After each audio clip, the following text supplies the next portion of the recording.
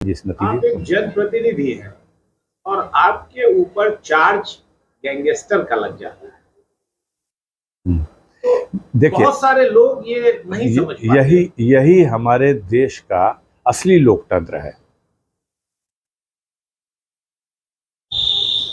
किसी के विरुद्ध भी कोई आरोप लगाया जा सकता है।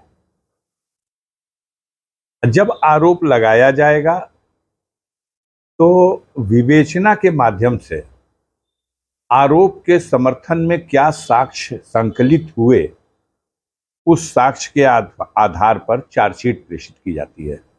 न्याय की क्या उम्मीद है? न्याय पे तो हमारे देश की स्वतंत्र न्यायपालिकाएं ही तो देश के लोकतंत्र को अभी संभाले हुए हैं।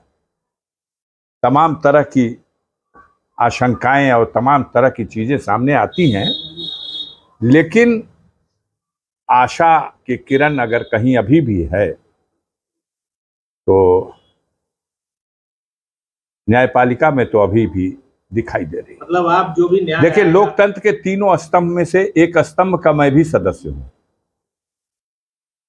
मैं भी मेंबर ऑफ लेजिस्लेटिव असेंबली की हैसियत से 5 बार जन विश्वास प्राप्त करके उत्तर प्रदेश की विधानसभा का सदस्य रहा हूं और गाजीपुर के लाखों लाख जनता का जन विश्वास हासिल करके 14वीं लोकसभा और अब 17वीं लोकसभा में भी लाख के अधिक अंतरों से चुनाव जीत करके मैं निर्वाचित हूं। तो मेरे नाम का भय है, आतंक है जनता में। इससे बड़ा प्रमाण क्या हो सकता है कि जनता जिसे खुद ही अपना नायक चुन रही है, जनता जिसके ऊपर अपना विश्वास पिछले 40 सालों से, उसके बाद भी अगर कहीं से कोई ऐसा मेरे विरुद्ध है तो हम विश्वास करते हैं कानून में, संविधान में, लोकतंत्र में। हमारे विरुद्ध कोई मामला है तो उसका परीक्षण कोर्ट में हो और परीक्षण के अनुसार जो न्याय के सामने, न्यायालय के सामने जो साक्ष्य है उसके अनुसार न्याय हो। अदालतें बनी हुई हैं, जिस अदालत में ट्रायल हो रहा वो उसके ऊपर अपील की अदालत, दोनों पक्षों को, अभियोजन पक्ष को और हमारे पक्ष को भी, ये हमारे कानून में, संविधान में ये व्यवस्था है कि जो संतुष्ट नहीं होगा निर्णय से वो ऊपर की अदालत में जाएगा और उसके ऊपर की भी अदालतें हैं। उसी लिए सांसद जी, एक बड़ा वाकया अभी प्रयागराज में हुआ और जो तीनों शूटर थे वो बांदा जेल में ही मिले थे एक दूसरे से, और वहीं पे आपके छोटे भाई विधायक, पूर्व विधायक मुख्तार अंसारी भी है, और आप लोगों ने सरकार से और कोर्ट में भी दी हुई थी अर्जी उनकी जान के खतरे की। तो इस पर क्या टिप्पणी है आपके पूरे शूटआउट? देखिए, किस तरह से देखते आप पूछ रहे हैं, आप एक सीनियर और गंभीर पत्रकार हैं। ये एक ऐसा बिंदु है जिस बिंदु पर आपका सवाल तो ठीक है, वो सुर्खियां बटोरेगा, लेकिन कितनी शालीनता है आपके पूछने की भाषा में और कितनी विभत्सता होती है उसको प्रस्तुत करने की भाषा में। शब्द बदल दिए जाते हैं। पूछते ही भड़क गए कि भड़क जाना क्या होता है।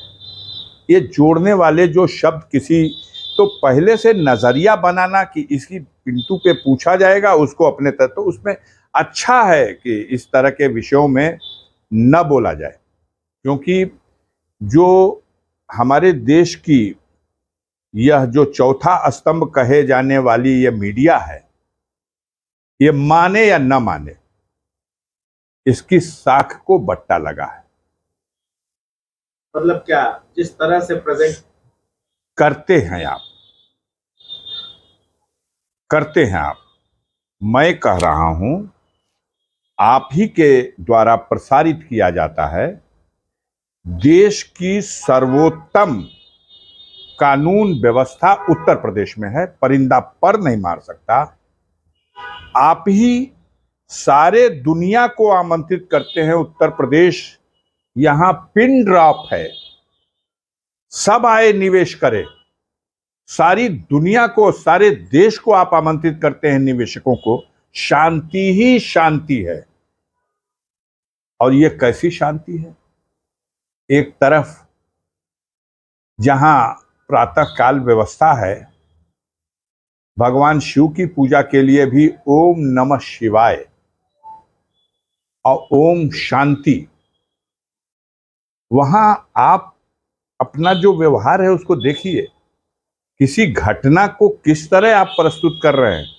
क्या आप ओम शांति का जो श्लोक उच्चारण कर रहे हैं, कितना उसमें ठीक उसका उल्टा विरोधाभास है। कहां है शांति? सारी दुनिया आए निवेश करे, क्या है वो माहौल उत्तर प्रदेश में? क्या यही वो देश की सबसे सर्वोत्तम और उत्तम कानून व्यवस्था है? अगर है तो आप बाजा बजाओ, देश की जनता इस व्यवस्था चलाने वालों का 2024 में बाजा बजा देगी। मैं आपसे बता रहा हूं कि षड्यंत्र तो हो रहे हैं, अब हुए हैं, अब होते रहेंगे, लेकिन ईमान इस बात का है कि मारने वाले से बढ़कर है बचाने वाला। और दिन जब तय हो जाएगा तो घटनाक्रम सपने में भी किसी ने न सोचा रहा हो, घट गया। अनहोनी है जो घटना हुई उनके साथ, लेकिन अगर इसकी निष्पक्ष जांच होगी तो आप भी हो, मैं भी हूं, ये सारी स्क्रिप्ट सब पहले से तैयार थी। इतने शानदार वो वेपन जो मिले, और वो 3 ही मारे हैं। हमें तो कोई बता रहा था कि 5 लोग शूट किए, 3 के लिए ये भूमिका थी, जैसे सबके काम बांटे गए थे, उनमें 3 के लिए ये भूमिका थी। उनका ये रोल था कि तुम लोग जल्दी जल्दी जय श्री राम का नारा भी लगाना और सिलेंडर भी करना, और जब वो गिरे पड़े हों मरणासन स्थिति में तो दौड़ दौड़ के उनके ऊपर भी फायर भी करना, ताकि जल्दी जल्दी फिल्म भी बना के दिखाया जाएगा यही तीनों हैं, यही तीनों। और एक के सिपाही 2 आदमी को अखबारी में ऐसे पकड़े जैसे कबड्डी का मैच खेल रहा हो। तो ये अभी जो असली उसमें जो शूट करने वाले थे, ये तो तीनों थे ही, इसके अलावा भी थे। ये जांच का विषय है कि उस समय, उस दिन किसके जिम्मे कानून व्यवस्था थी। देश के वरिष्ठतम वकील ने कहा है, एक हत्या अतीक अहमद और उनके छोटे भाई अशरफ की हुई, और दूसरी हत्या कानून व्यवस्था की हुई।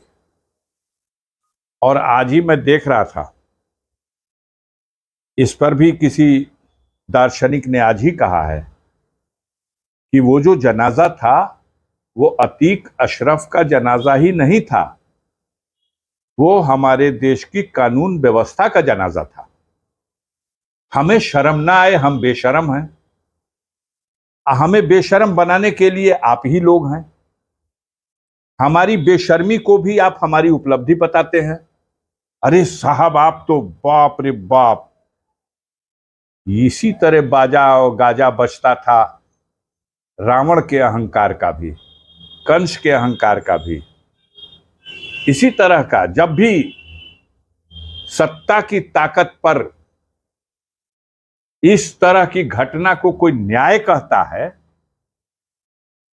तो कहीं ना कहीं ऊपर सबका भी मालिक बैठा हुआ है, हर हुकूमत का हाकिम भी बैठा है। राजनीतिक व्यक्ति से आप पूछ रहे हैं तो बयान किसका आएगा? किसी का बयान नहीं आ रहा। आप जाके पूछते हो प्रोफेसर राम गोपाल यादव से, आप जाके पूछते हो माननीय अखिलेश सिंह यादव से, आप जाके पूछते हो जिससे आप पूछना चाहते हो। नहीं, लोगों ने सुरेश खन्ना से पूछा, गिरिराज सिंह से भी पूछा, बहुत सारे सब लोगों से पूछा, सब लोग बोल रहे हैं, सब बोल रहे हैं अपनी विफलता को, किसी की विफलता को आप उपलब्धि बता दो। आप ही तो आंकलन कर रहे हो कि इसका फायदा मिलेगा कि नहीं। मरवाओ, अगर फायदा मिल रहा मरवाने से, फायदा मिल रहा लोगों के घर गिराने से, अब तो पता 24 में लगेगा। इसका राजनीतिक लाभ आगामी लोकसभा में मिलने वाला है किसको? अब इसका अगर आपको लगता है कि राजनीतिक लाभ नहीं, मानवता को शर्मसार कर देने वाली घटनाओं का राजनीतिक लाभ न लेना है और न उस पर हमें चर्चा करना है। इसकी राजनीतिक लाभ के लिए नहीं कर रहे हैं। या तो हम कहें कि हम व्यवस्था बनाने में अक्षम हैं। मेरा मकसद किसी को गाली बकना नहीं है, लेकिन जिसको आप एक अच्छी चीज के रूप में प्रस्तुत कर रहे हो, बच्चों के सामने, महिलाओं के सामने जो दृश्य आप टीवी में परोस रहे हो, एक अनजाना सा तनाव, एक अनजाना सा वातावरण में टेंशन, खौफ, ये किसके लिए पैदा कर रहे हो? अपने देश के लोगों में तनाव पैदा करना, ये किस सब समाज ने? लेकिन आपको, आपका चैनल कहिएगा इसी में चल रहा।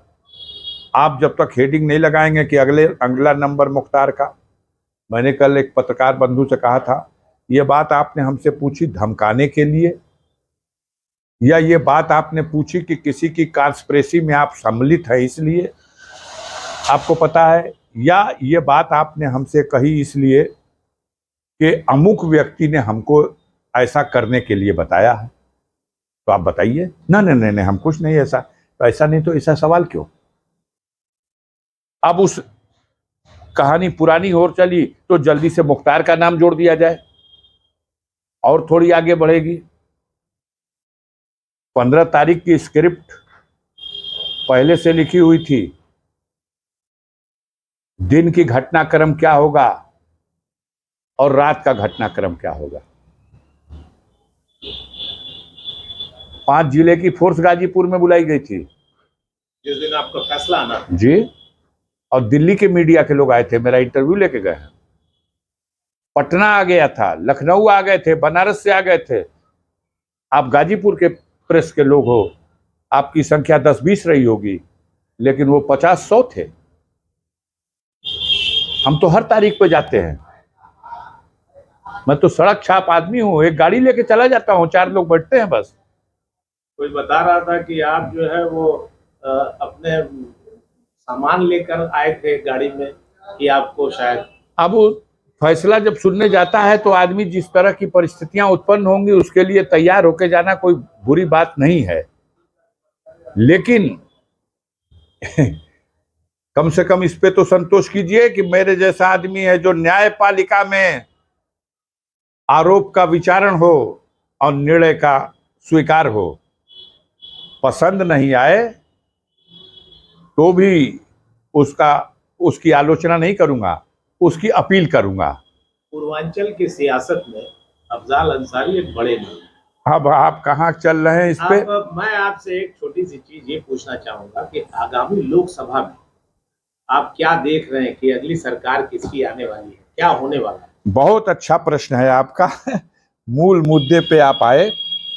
मैं आपसे ये कहना चाहता हूं कि उत्तर प्रदेश की बात अगस्त में करूंगा, क्योंकि उत्तर प्रदेश में 2024 के चुनाव की असली पटकथा किस तरह से सेना बनेगी ये अगस्त में तय होगा। अगस्त से पहले देखते रहिए, जो दृश्य दिखाई दे रहा है उसमें कुछ असली भी है और कुछ नकली भी है। लेकिन बाकी देश के ज्यादातर हिस्सों में 5 प्रदेशों में तो चुनाव चल रहे हैं। अभी कुछ प्रदेशों में चुनाव हुए। हिमाचल प्रदेश में, जहां भारतीय जनता पार्टी नारा देती है कि हिंदुस्तान से कांग्रेस विहीन भारत बना देंगे,